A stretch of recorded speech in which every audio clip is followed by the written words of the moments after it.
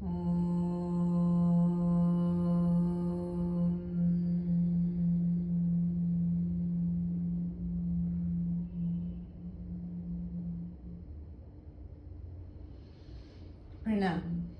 आज के इस एपिसोड में हम पतंजलि योग सूत्रास के पहले अध्याय के 21वें, 22वें और 23वें सूत्र के बारे में बात करेंगे। इसमें पतंजलि जी हमें बता रहे हैं कि जो लोग योग का अभ्यास बहुत ही उत्साह के साथ करते हैं, बहुत ही विश्वास के साथ करते हैं, बहुत ही हम कहते हैं विगर के साथ करते हैं, बहुत फेथ के साथ करते हैं, उनके लिए ये बहुत आसान हो जाता है। उसमें वो कहते हैं तीव्र संवेगनम आसना। तो ये उन लोगों के लिए कहा गया है कि जिनमें बहुत ज़्यादा क्यूरियोसिटी होती है योग में आगे बढ़ने की और बढ़ते जाने की, तो उनके लिए ये बहुत आसान हो जाता है।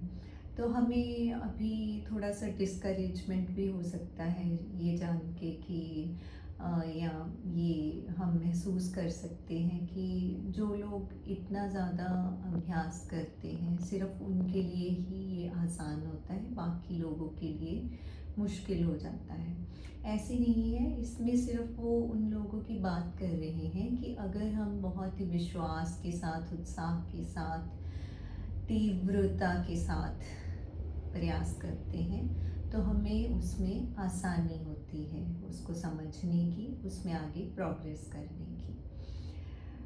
बाकी ये नहीं है कि जो लोग कम अभ्यास करते हैं या जो जिनका अभी इसमें पूरा विश्वास नहीं बना है, जिनको ये लगता है कि ये तो बिल्कुल ढकोसलेबाजी है या ढोंग है, वो भी अपने उस पर सही हो सकते हैं, क्योंकि उनका अभी वैसा स्तर है सोच का, या उनके लिए कुछ और चीज़ें ज़्यादा मायने रखती हैं, वो कुछ और चीज़ों में मज़ा ले रहे हैं। तो आ, उनके लिए योग उतने मायने नहीं रखता है, तो उनको ये ढोंग भी लग सकता है। तो हमें उसके साथ विचलित नहीं होना है। कुछ लोग ऐसे कह सकते हैं कि ये ढोंग है या ये है, तो जो व्यक्ति योग कर रहा है उसको ये प्रमाण देने की बिल्कुल ज़रूरत नहीं होती, और ना ही दूसरों को आपने ज़्यादा ऐसे कहना होता है कि आप करके देखें, आपको इससे फ़ायदा होगा। अगर कोई पूछता है तो जैसे महात्मा बुद्ध की एक मैंने स्टोरी सुनी थी कि वो कोई भी जब उनसे पूछता था तो वो पहले इंतज़ार करते थे कि वो 3 बार पूछे तो मैं बताऊंगा, और अगर वो 3 बार पूछता वही सवाल तो वो 3 बार जवाब देते थे। तो 3 बार जवाब क्यों देते थे? पहले तो वो ये सोचते थे कि चलो मैं देखता हूँ कि इसको उत्सुकता कितनी है ये जानने की, तो वो 3 बार इंतज़ार करते थे। उसके बाद वो 3 बार इसलिए जवाब देते थे कि शायद इसको एक बार समझ आ जाए 3 बार कहने से। तो ये बहुत एक कॉम्प्लेक्स विषय है और बड़ा दृढ़ता के साथ इसमें लगे रहना पड़ता है। बहुत बार आपका विश्वास भी डोलता है, आप भी डोलते हैं, और आपको जो आपके पहले के संस्कार हैं, जो आप करते रहे हैं, वो आदतें, वो जो आपका जीवन का स्टाइल रहा है, वो भी बीच में इंटरप्ट कर सकता है, तो जिससे योग की प्रैक्टिस स्लो हो जाती है। तो इसीलिए उसमें आलस और ये सब चीज़ें आ जाती हैं। तो ये फिर इसीलिए वो नेक्स्ट सूत्र उसमें 22वें सूत्र में वो कहते हैं मृदु मध्य अधिमात्र वत ततोपि विशेषः। तो इसमें वो कह रहे हैं मृदु, जो कि बिलो एवरेज हम कह सकते हैं, या जो बहुत कम अभ्यास करा है और जिन्होंने योग का बहुत कम प्रैक्टिस करी है। मध्य, जो कि मीडियम वाले हैं, जो थोड़ा बहुत अभ्यास करते हैं और बीच में कभी छूट भी जाता है फिर दोबारा लग जाते हैं, ऐसे हो सकता है। और एक अधिमात्र, जो काफ़ी ज़्यादा अभ्यास इसका करते हैं। तो सारे ही विशेष हैं, सारे ही प्रकार के ये व्यक्ति विशेष हैं। विशेष इसलिए हैं क्योंकि वो योग के रास्ते पे चल पड़े हैं।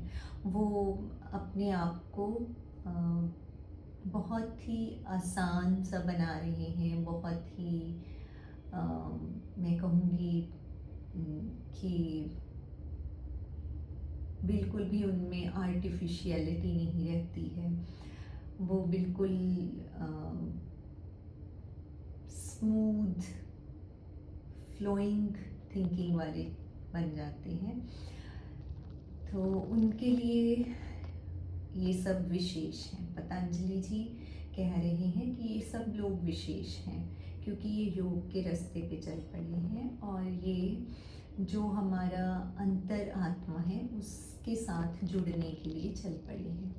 तो इसमें घबराने की कोई बात नहीं रहती कि आप थोड़ी देर फिसल भी सकते हैं, आपको कुछ और भी इंटरेस्टिंग लग सकता है, आप फिर इसी रास्ते पे आ सकते हैं। जैसे कुदरत हमारे साथ कभी भी ऐसे जल्दबाजी नहीं करती, वो हमेशा हमें अनकंडीशनल लव देती है, विदाउट एनी कंडीशंस। वो हमें हमेशा प्यार करती है, हमेशा हमारे साथ प्रेम करती है। इट ऑलवेज लव्स अस।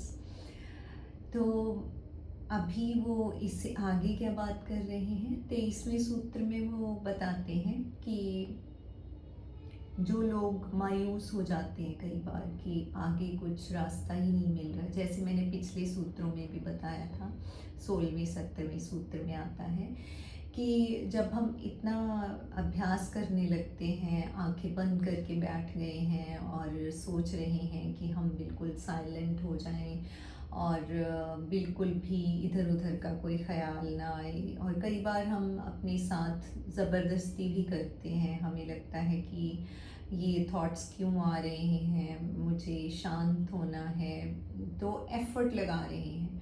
तो जब तक एफ़र्ट लग रहा है तब तक एफ़र्टलेसनेस नहीं आएगी। तो कुछ नहीं, अपने साथ आप बहुत ही प्यार से पेश आएँ, तब मैं कहूँगी कि अपने साथ बहुत ही सहज हो जाएं, क्योंकि हम इंसान हैं, हम गलतियाँ भी करते हैं और अपनी ही गलतियों से सीखने की क्षमता भी हमें होती है। तो असली इंसान वही होता है जो गिर के उठने की हिम्मत रखता हो। तो इसीलिए वो 23वें सूत्र में बता रहे हैं कि अगर ये सब हो रहा है तो हम कैसे इसके साथ टैकल कर सकते हैं। तो उसमें वो यही कहते हैं कि ईश्वर प्राणी धनात्वा। तो इसमें क्या है कि ईश्वर को समर्पण, सेल्फ सरेंडर। तो जो भी हैं आप, जैसे भी हैं, ईश्वर को अपने आप को सरेंडर कर दीजिए, भगवान को अपने आप को सौंप दीजिए। भगवान जो आपके अंदर है, आपकी अंतर आत्मा है, जो आपको चला रहा है, जिसके